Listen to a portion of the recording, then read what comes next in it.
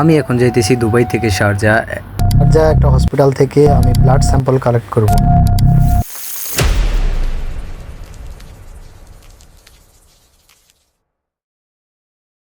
Hello everyone, Bangla ভাইয়ের নতুন আরেকটি ভিডিওতে আপনাদেরকে সবাইকে জানাচ্ছি স্বাগতম।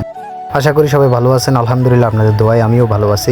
তো আমি এখন যাইতেছি দুবাই থেকে শারজা একটা হসপিটালের মধ্যে যাবো, এখান থেকে একটা ব্লাড স্যাম্পল কালেক্ট করবো। তো আমি যেখান দিয়ে যাইতেছি তো ওইটা হচ্ছে শারজার একটা ফেমাস মসজিদের সামনে দিয়ে আমি যাইতেছি। এই মসজিদটা শারজার মধ্যে এবং এই মসজিদটা অনেক ফেমাস। অনলাইনের মধ্যে আপনারা এই মসজিদটা অনেক দেখতে পেরেছেন, কিন্তু আমি এই মসজিদের সামনে দিয়ে যাইতেছি।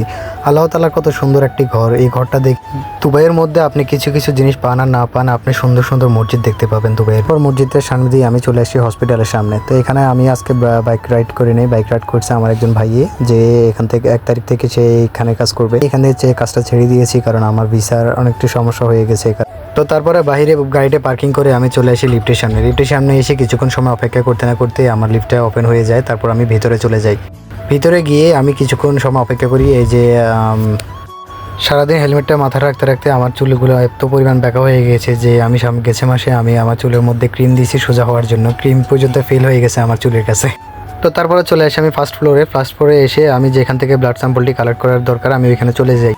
সাধারণত আমরা কোনো হসপিটালে ঢুকলে আমাদেরকে কোনো পারমিশন নিতে হয় না, কারণ তারা আগে থেকে আমাদেরকে চিনে। তারা আগে থেকে আমাদেরকে ইনফর্ম করে যে আমাদের কাছে ব্লাড আছে।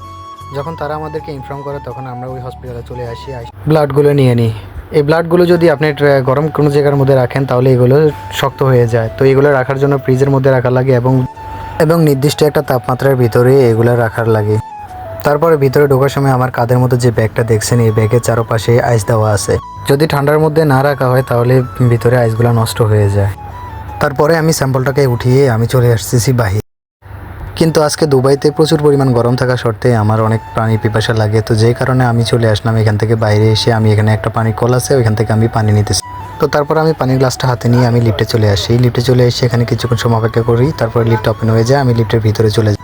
তো আজকে আমার শেষ ডিউটি ছিল, যে কারণে এই ভাইটাকে আমি 2 দিন যাবত ট্রেনিং দিয়েছি। ট্রেনিং দেওয়ার পরে এখন ভাই ইনশাআল্লাহ কাজ করার জন্য প্রস্তুত।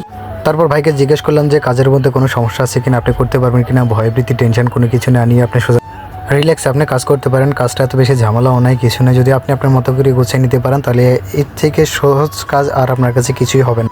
তো আমি বাইরে হওয়ার সময় একটা বিড়াল দেখছি। বিড়াল দেখে আমি তাকে আমার যে অবশিষ্ট পানিগুলো ছিল আমি সেগুলো দিয়ে দিয়েছি। দিয়ে দেওয়ার পরে এটাই ছিল আজকে আমার কাজ। তো কাজটা শেষ করে আমি এখন চলে যাব দুবাইতে গিয়ে আমি যে হসপিটালের মধ্যে কাজ করি ওই হসপিটালের মধ্যে ব্লাডগুলো স্যাম্পলগুলো জমা দিয়ে দিতে হবে। তো ধন্যবাদ আপনাদেরকে বাংলা ভাইয়ের পুরো ভিডিওর মধ্যে থাকার জন্য। আপনাদেরকে অসংখ্য ধন্যবাদ।